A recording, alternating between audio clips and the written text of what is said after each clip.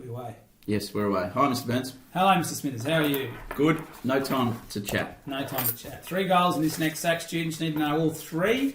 You need to be able to do each of the following things for each goal. Define it, explain how it's measured, including limitations. That's an important element. Limitations of the measure, an understanding of Australia's recent performance, and clearly supply and demand factors. And for each supply and demand factor, they should be contextually. They should be relevant to the current Australian context. So, what's happening now?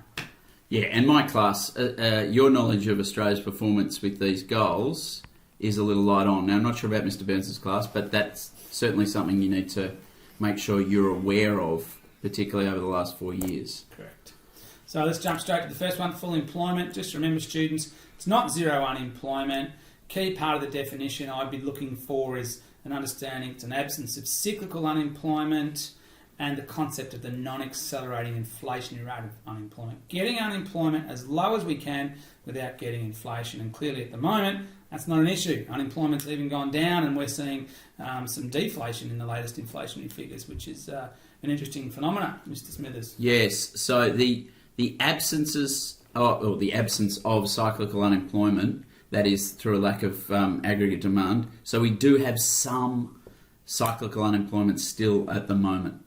And I know you mentioned the deflation, so that's obviously not going to be good for, increased spending and that sort of thing.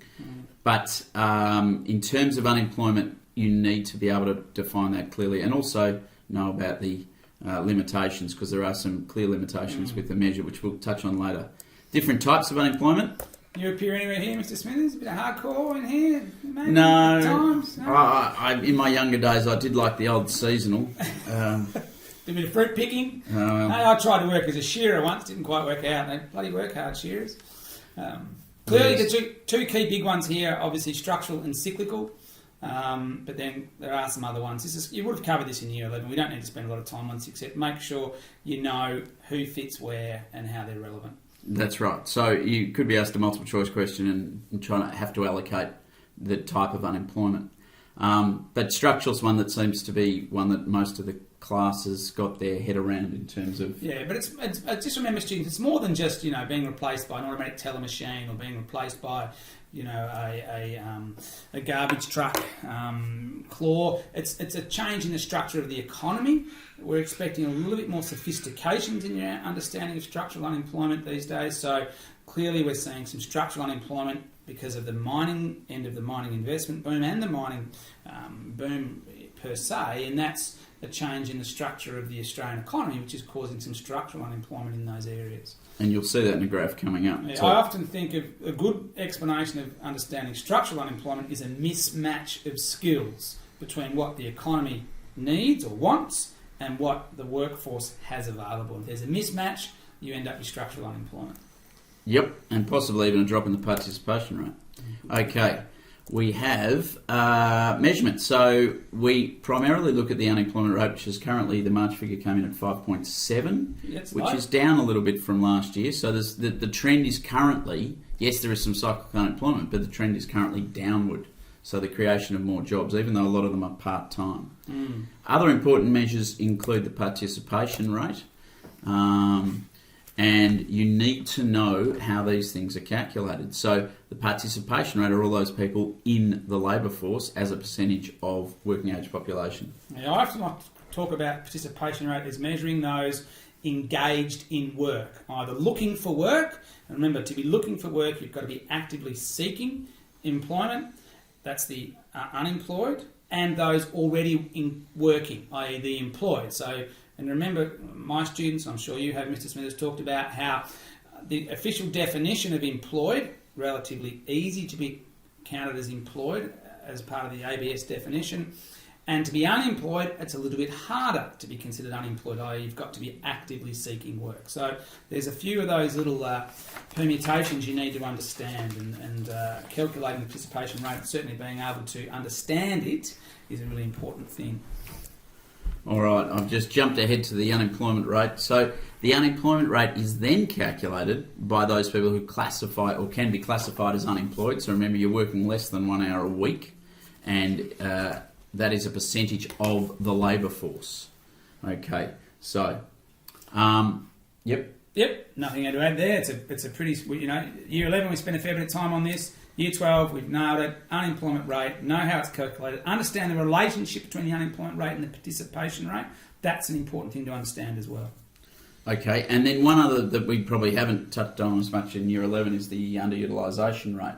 Now, this is important because this does bring in those people who are working under the hours that they would desire to. It means that there is spare capacity still within the economy, which means that we could lower both the unemployment rate and increase the hours worked per week, and still have spare capacity in the economy, so that wouldn't be inflationary. So what you need to understand is what do we mean by underemployment? Underemployment, we mean those that would like to work more hours. So they're part-time, they want to be full-time. They're casual, they want to be full-time. So they have capacity to increase the amount of hours they're working. They're still classified as employed under the technical definition of the ABS definition of employed, but they're not working the number of hours they would like to be working. And as Mr. Smithers was saying, it gives us a really good understanding of the availability of labour in the workforce, an important supply side factor when you look at other key elements in the economy as well for economic growth. Underutilisation rate can be something we can look at. And it's fairly high, you could argue, at the moment, relatively to where it has been. And this gets back to your point about the unemployment rates trended downwards, but a lot of the jobs being created are part-time or casual. Yeah, with people still willing to work longer if they could. So in your holiday homework, you went through the limitations of the measure of the unemployment rate. And it's obviously not perfect. It is a small sample group. The idea that, if you're working more than 1 hour, you're actually employed, whereas obviously you would need to be supplementing that income with something from the government in a transfer payment. So there are a number of things that you can talk about with regards to the limitations of the measure of unemployment. Remember, a very small sample size may not make it accurate either. And it's often a tricky question. We spend a bit of time on these definitions because they are one of the key elements of this topic, defining and being able to define what it is and talk about the limitations of unemployment as a measure of full employment. Quite a couple of graphs. Now, I do want to talk about this because there is a correlation here, and you can see it with the employment rate.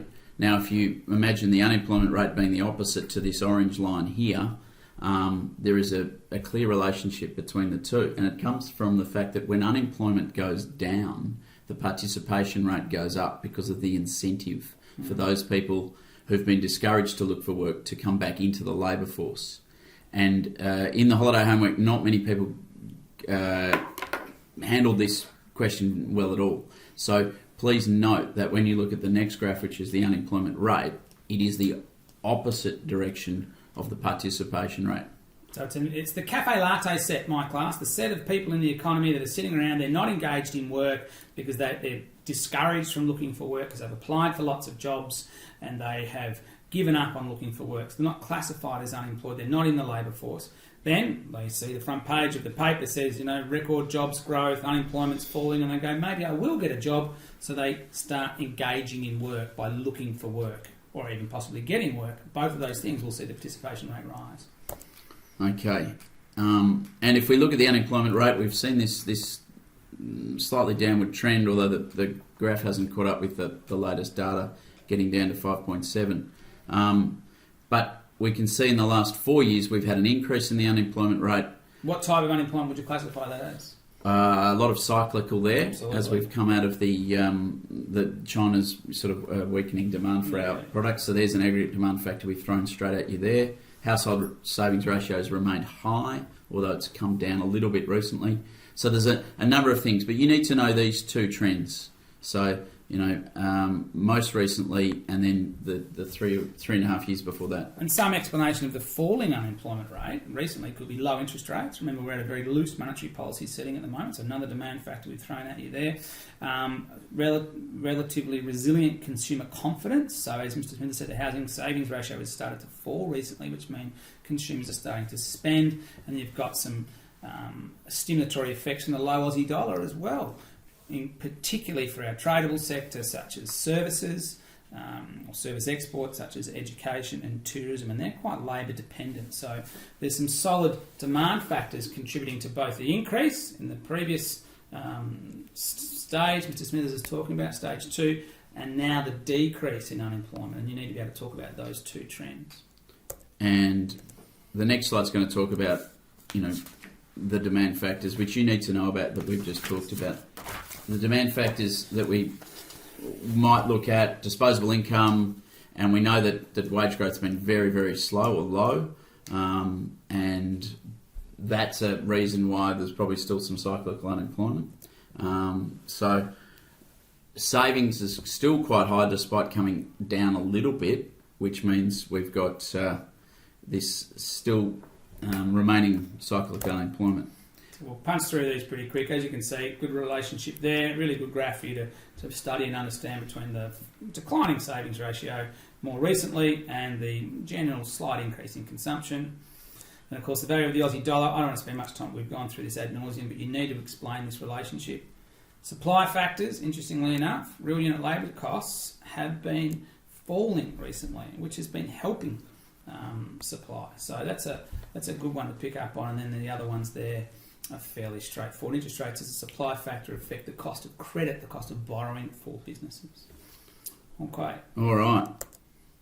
There's our graphs on the cost of production, so we can you can pause there if you need to have a look at that, but you can see that costs aren't growing for business. They're remaining quite low. Which is good for employment. All right. Let's jump on to, there's a bit of structural unemployment, mismatch of skills. Talked about that earlier. Manufacturing, obviously, our decline in manufacturing recently is also another structural change in the Australian economy. And just like mining isn't a huge employer of people, so whilst we're worried about the end of the commodities boom and the mining investment boom, it doesn't employ a percentage of the workforce, a huge number of people. But the growth is all in the services, which will be helped by the lower Australian dollar as we look to export a lot of those. Okay, we need to move on to external stability. And big topic, a tough one. We're going to whip through it pretty quick, but don't forget, again, you need to be able to define it, talk about how it's the ability to pay our way in the international markets, an understanding of, I've got some, my apologies students, got some little sound effects here, don't say I'm not technically aware, Mr. Smith, it's all over it. Well, I don't know if they'll come through in the video, let's hope not. Indeed, there are three measures with external stability that you need to be aware of. So this does make this a slightly tougher section of work or goal. There's the current account deficit in the balance of payments. So there's the balance of payments, the exchange rate, and the NFD, the net foreign debt.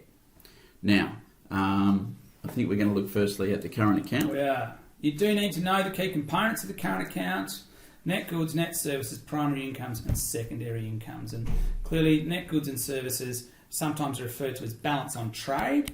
You might see that figure or that term float around, and then if we talk about balance on merchandise trade, that's net goods. But anyway, it's exports minus imports, if you like, or net external demand is another way of looking at net goods and services. Primary incomes, effectively, it's the largest component of the current account deficit if you've looked at your figures, and effectively it equates to interest paid on foreign debt plus other key elements.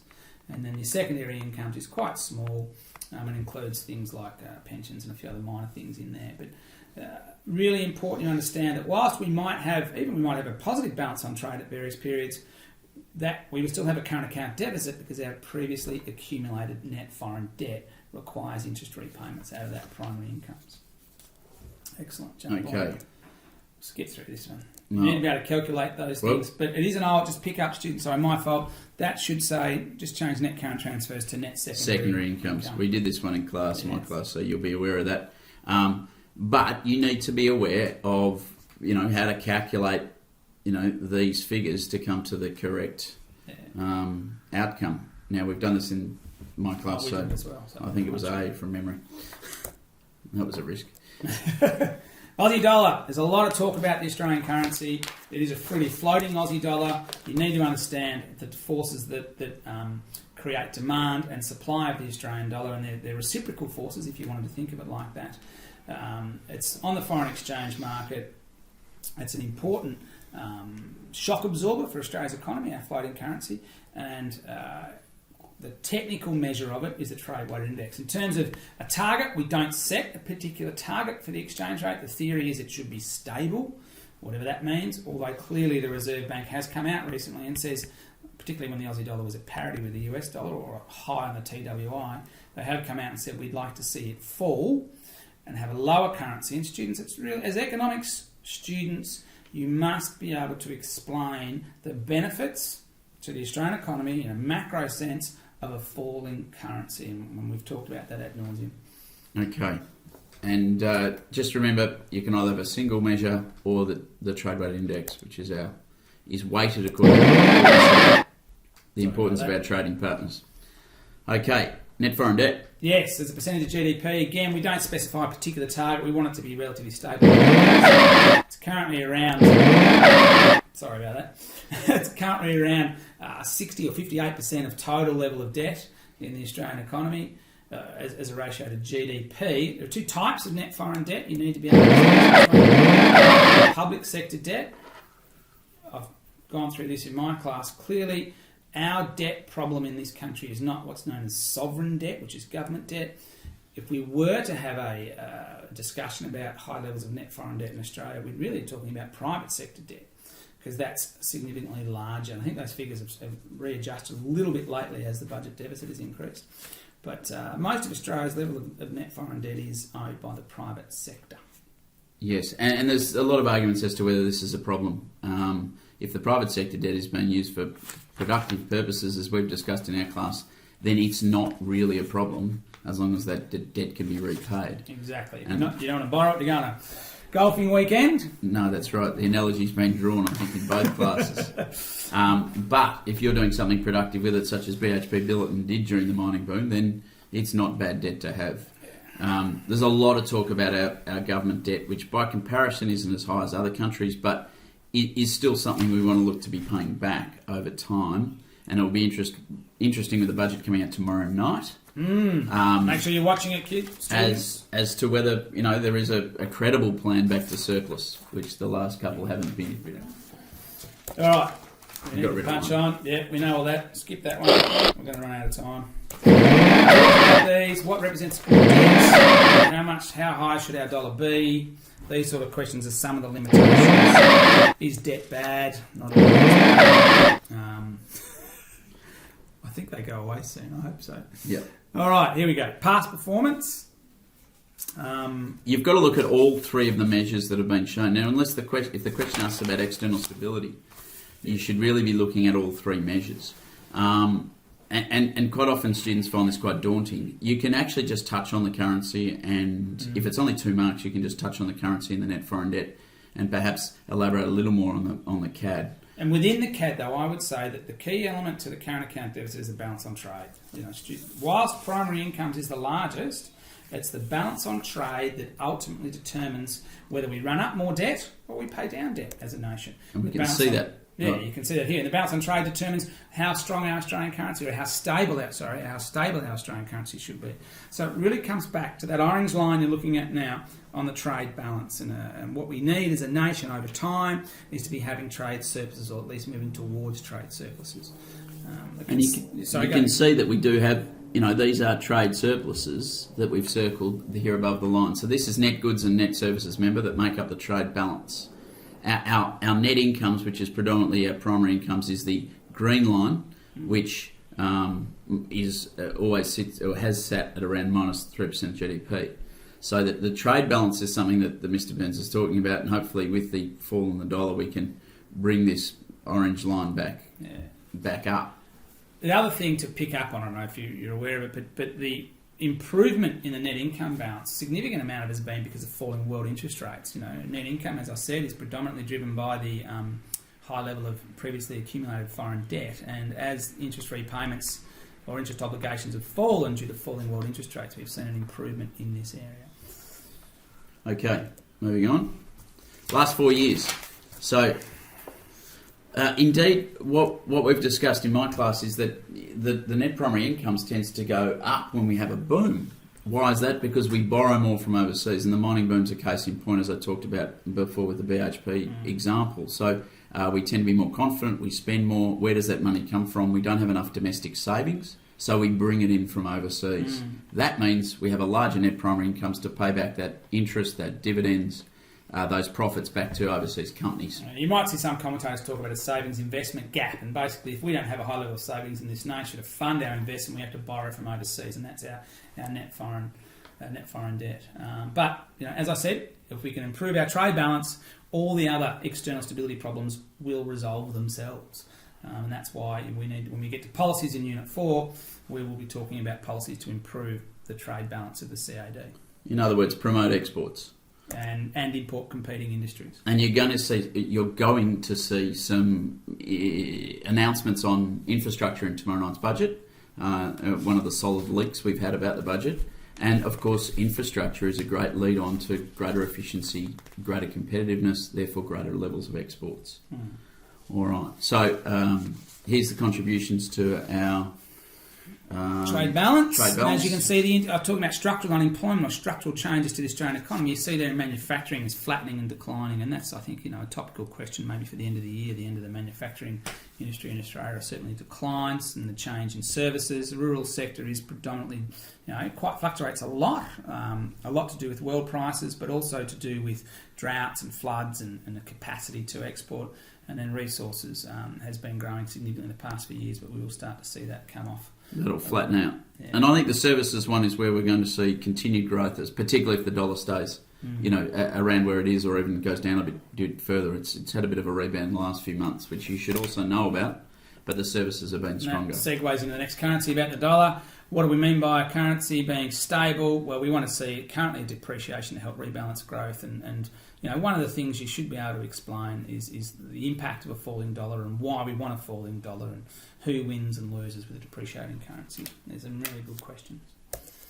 Here we have our currency. As you can see, it has been falling since roughly the peak at the end of the mining boom. As commodity prices fall, we are a commodities exporter predominantly, as you know, and this is not a bad thing. Not a bad thing. Yeah, and I think my class need to just recognise that this is probably a better thing than they focused on the costs of production for businesses that import goods and services for their business, but outweighing that is the benefit to our export-related industries. And import-competing industries as well. Tourism, domestic tourism versus international tourism, an import-competing industry. If we, whether Australians holiday here or go overseas, impacts upon our trade balance. If they holiday here, the money stays in Australia, trade balance will be improved. They holiday, like Mr. Smithers recently did, to America or Europe or wherever you're off on another international trip. Yep. That destroys our trade balance, and particularly, I believe, the shopping you did in Paris. Didn't get to Paris, thank God. Oh, didn't you? Saved me millions. All right. And there's the Aussie dollar just represented against some single currencies rather than the trade weighted index, but the same trends apply and can be seen. More against the US is more dramatic, more to do with the US's strength more lately.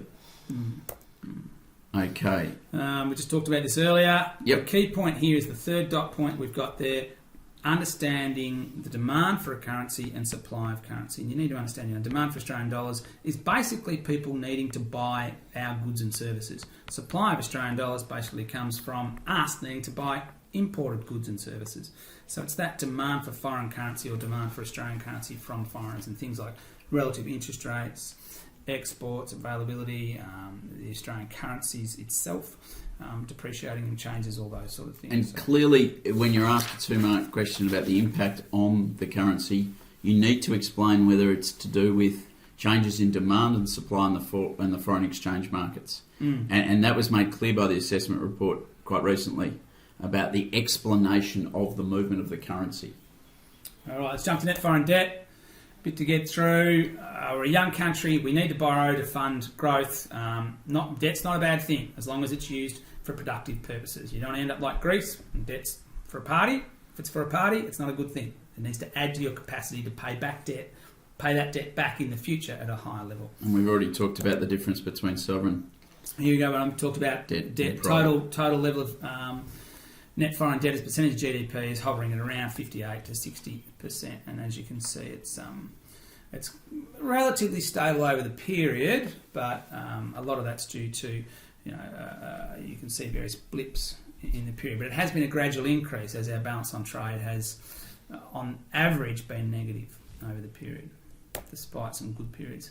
And this is a really interesting graph I find. You know, we did have a period in Australia where we actually had no Australian government debt. We paid off debt at the height of the commodities boom, massive government receipts, and we were a net saver. But then clearly since 2009, we've had budget deficits which have added to Australia's level of federal government and state government and local government debt.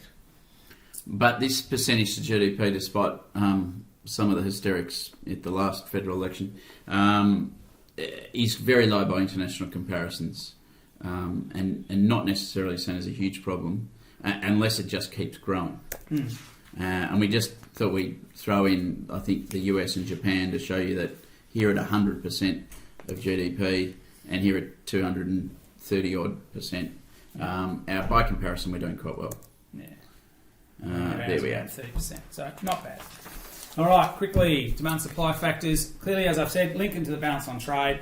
One of the key ones is talk about overseas economic conditions. China's growth has fallen recently. It's still solid at 7%, they're anticipating, but that has seen a decline in demand for Australian exports, which has been a key demand factor for external stability as the current account deficit worsens via the balance on trade.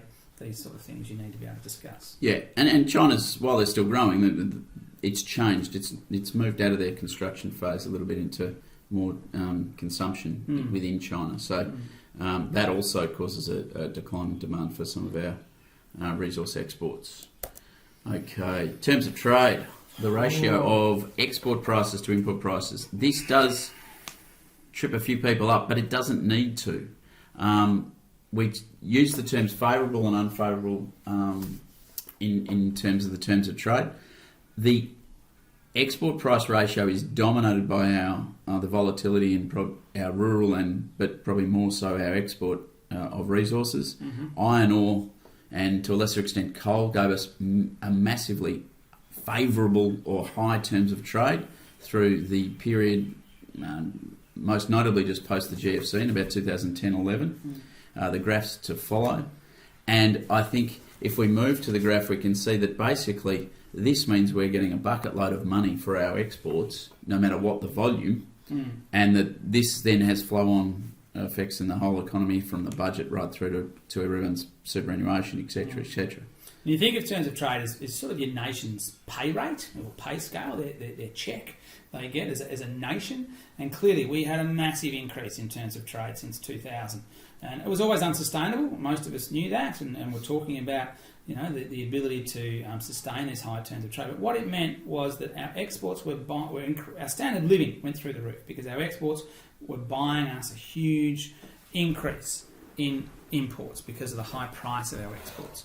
More recently, we've seen the terms of trade come off these peaks as they have, and this has had a bit of a flow-on effect for other areas of the economy, and certainly profits have fallen for businesses. We've seen falling demand for labour in those businesses as a consequence of that, unemployment increasing in certain regional areas, and certainly wages growth has declined, or the rate of wages growth has fallen well and truly down as a result of this. All right, and so you are expected to know the terms of trade. It is in the study design, and this is a recent question on the export price index and the terms of trade index, and obviously you've got to do the calculation because it's export price index over the import price index. Okay. We did that in class. We did that in class. All good. Yep. Equity, our last one here. Really interesting topic, I think. One of the key areas that a lot of students sometimes find a little bit hard to grasp and relate to economics per se, which I think is something that we need to make sure we can. The real issue about this, defining this, is fair. The government won't come out and say what is a fair level of income. Really interesting article in yesterday's Age, I don't know if you picked up on, about the average, I'll try and email it to your students, the average wage in Australia, around $60,000. Now, what does average mean? It's an interesting concept, isn't it? But what is fair? It's not about, in your definition, make sure you make it clear. We're not talking about equality of income. We're not saying everyone's income should be the same. We believe in paying people in this nation for hard work. We want to maintain an incentive to work, an incentive to get better, aspirational, whatever term you want to use. Incentive to pursue education as you might be next year instead of going straight into the workforce. So what is fair is that everyone has access to basic goods and services or to access the necessities of life. And this is a difficult question. KPMG, an accounting firm, came out last week and said that the dole, which is the colloquial term for the unemployment benefit, needs to go up because it's just not enough for people to live on, particularly if they have to pay rents. Yeah, and one of the interesting things they said in that report was that the dole's not even enough to pay people to actually engage in work, that it doesn't provide them with enough resources to retrain or to get themselves to a level where they can actually go out and effectively engage, improving their skills so they can actually get work. So it was a really interesting article. And from a surprising source in many respects. Yeah. So we talk about relative poverty, not absolute poverty, which you find in a lot of developing countries, although there's some aspects of that in remote communities, particularly Indigenous communities. But we talk mostly about relative poverty, which is this idea that people should have access to housing, enough food, education, and those sorts of what we see as fairly essential services. The concept of a safety net comes in here, falling into that safety net in terms of welfare, health. We have a very, very well-respected free healthcare system. It comes at a cost, absolutely, but most Australians are prepared to pay for that. And then you've got basic levels or government-provided education. Now, what are the causes of inequality of income? And the biggest one here is unemployment. So if you are on welfare payments, it is possible that you are under the poverty line or the Henderson poverty line, which we haven't talked about too much, but is one of the measures of inequity. And anything that is good for employment is good for equality of income. And remember that with your aggregate demand and aggregate supply factors. Inflation, of course, for those people on fixed incomes. And then we've got some other ones there, discrimination. Inheritance, of course, we've discussed that if you look at the wealth Gini, it's much worse than the Gini for income. So we've got greater equality in income distribution than we have for wealth. Why? Because a lot of that is inherited. Clearly there should be inheritance tax in this country, wouldn't you agree, Mr. Smithers? Yeah, possibly. Anyway, it's a good debate to have with students. Most countries have an inheritance tax or a wealth tax. Even the UK has a wealth tax. Australia is interesting, and we did have one for a while. And I think it was the Queensland government that originally under Joh Bjelke-Petersen took it out. I could be wrong. That's my understanding, and all the other states followed. Clearly, politically difficult to bring back in, but if you want to be genuine and serious about improving inequality, you really need to have some sort of wealth tax, I would argue. Yes, and the students are now asking, who the hell's this Joh Bjelke-Petersen you speak of? He was a fairly right-wing Premier of Queensland. All right. Again, that doesn't look... Oh, there we go. Better. Here we have the Lorenz curve, which is the red curve, which compared to the line of equality, the further away you get to it, the bigger the Gini coefficient is, because the Gini represents this area within the in between the Lorenz curve and the line of absolute equality. When you're asked to do calculations or multiple choice questions, it will mostly be revolved around the size of the Gini. So if it's getting larger, it is greater levels of inequality. If it's getting smaller, greater levels of equality. Jump on. And if we move Out here, result between 0 and 1, talks about how to measure it, and you jump to the next slide. Good little graphical representation of there of how area A gets bigger, gets closer to 1, and as you can see, that's a higher levels of inequality. One thing to pick up on, students, always try and work out or question what income they're measuring. Now, we haven't got it in this PowerPoint, types of income. That's something that perhaps we need to talk about. But the Gini coefficient, for example, of private income versus the Gini coefficient for final income will be significantly different. Private income would be clearly a lot higher because it hasn't had the distributive effects included in that. So we come on to that a little bit later on. Yeah, so... Just be aware of picking up on what is it measuring. So, for example, here, I don't think I even say what it is, but this was equivalised final income. Yep. I pinched this slide. Correct. So it doesn't include social wage income, but it does include earned and then transfer payments, which is that payment of welfare. And it which includes is income tax, which is progressive, which has a redistributive effect as well. So there's two redistributive impacts on the final income that's being measured with this Gini. And as you can see, not a hell of a lot of movement from these figures over the last 5 or 6 years, and it's pretty similar still. And one of the good things, the reason behind that would be unemployment, as we were talking about before. Quickly whip through these, earned, factor, Oh, going to be hard. Wages and salary, unearned, rent, interest, still both are factor incomes. Both of those important to pick up in contributing to the factors of production. Okay. I'm not a huge fan of earned and unearned income definitions, but they're in the study design, so you need to know them. And factor income is probably a more technical definition of income, which I prefer. all right. And then we have transfer income, which is the income transferred to needy families, such as me, from the government.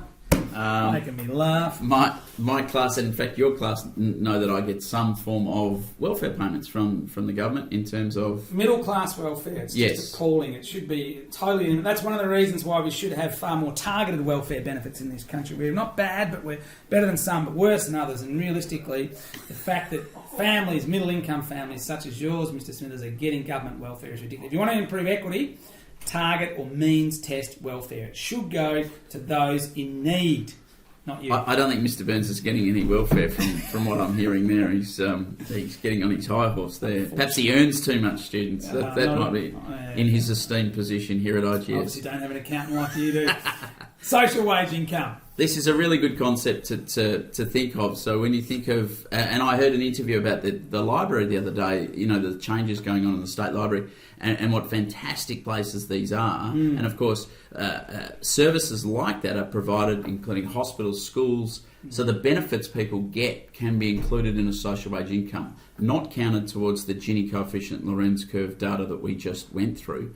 But social wage income is a very important concept to say, well, what are the governments doing for the lowest paid in terms of providing extra services to improve their quality of life? And, you know, that includes their material and non-material living And standards. free healthcare is one of the key areas here. All the things Mr. Smith mentioned, absolutely vital. But if you were going to say one thing that improves people's social wage and helps equity is the concept of free healthcare in this country. And every Australian citizen has a right to be treated for free in public hospitals now. You mightn't get a choice of doctor, you might have to wait for elective surgery. I'm not saying it's brilliant, but it's certainly a good standard of healthcare and it is a key contributor factor to social wage income. Yeah, well, having been to the Royal Children's Hospital last year twice, I would say it is just about brilliant. And you know, we walked out of there and said, how much do we pay? And they said nothing. But one of the interesting things about that, one could argue again that families like yours that have the means to pay should pay so that that social wage income goes to those most in need. It's an interesting, it's an interesting debate. And I think that debate's probably better when we look at the type of Medicare rebates we're getting in particular demographics. And what I don't like is the what do you call it, the bulk billing clinics that exist in very affluent suburbs. And I think there you have a disconnect, perhaps. A disconnect and a problem. Anyway, we're running Very short on time for these. Couple of conclusions. Skip through this one. This is pretty much, I try to summarise things, but social wage is important. We're concluding before we finish. Not sure how that slide got there, but anyway. Key factors, effective distribution of income. Interesting enough, said key is government intervention, but don't forget one of the key factors for income distribution is unemployment, and that's something we should have put in there. If you're unemployed, you're on unemployment benefits, and you get paid less than you will get from contributing to the factors of production through earned and unearned income. Yeah, and the government, may increase unemployment benefits by a small percentage, but the biggest way that people are going to have a change in their income is moving from unemployment to, a full-time or close to full-time position. I mean, that is a massive change in the income to that household. And we will talk about some of these things in Unit 4, but there are such things as poverty traps and welfare traps. It's a really difficult thing to fix, and that unemployed people actually do pay really high rates of what's called marginal tax, or tax at the margins, because they lose welfare and they pay income tax, and so their actual monetary gain of going off welfare into work is actually pretty negligible, and that's an issue for us as a nation to grapple with, how we fix that. So maintaining that incentive to work we talked about is important in this equity goal. Demand factors, business cycle, unemployment, more people have jobs, less equity. So when you talk about this, just pick up the ones from unemployment, drop them into here and make that link from welfare into work. That's right. Good for employment, good for equity. And this is from you, via the income tax system. to people like me. Bull dust. Progressive income tax, capital gains tax, interesting debate at the moment. FBT was brought in a while ago. And, you know, if you get the chance to see tomorrow night's budget, as you all will be watching, there'll be some more announcements on superannuation, which is the fact that some of the superannuation benefits being given to the rich will be possibly peeled back a little bit in tomorrow night's budget. Let's see how far they go. Interesting to see how we're increasing.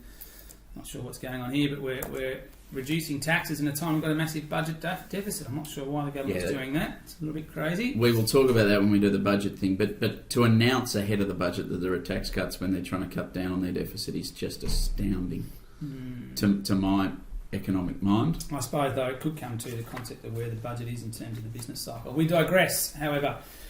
Finishing up here, what have I written here? Government has supplied transfer payment, they generate a job. Absolutely, we talked about that. And offer. Well, a bit big. Done. We've gone for 40 minutes. Sorry about that. We will. Good luck in Thursday's sack. It's a big one.